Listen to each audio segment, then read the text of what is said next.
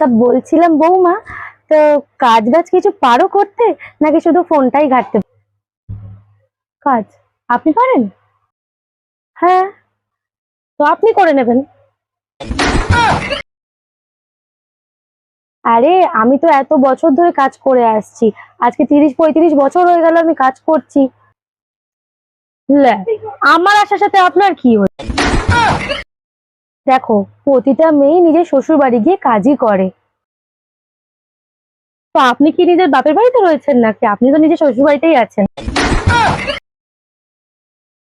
তুমি যখন এই বাড়িতে বউ হয়ে এসেছো, তোমারও তো কিছু দায়িত্ব কর্তব্য রয়েছে, তোমারও তো কিছু কাজ রয়েছে, তোমাকেও তো কিছু কাজ করতে হবে। আরে করবো তো। আপনি সকাল থেকে উঠে কখন কি করবেন, কখন আমায় কি খেতে দেবেন, আমি সবকিছু লম্বা লিস্ট বানিয়ে দেবো প্রতিদিন রাত্রিবেলা। কি কিরম বৌমাকে বিয়ে করে নিয়ে এসছে আমার ছেলে! কোথায় চিন্তা করলাম বাড়িতে বৌমা এসছে, পায়ের পর পা তুলে আমি বসে থাকবো। এটা আমার মুখে মুখে কথাই বলে যাচ্ছে, উল্টে আমায় শেখাচ্ছে আমি কখন কি কাজ করবো।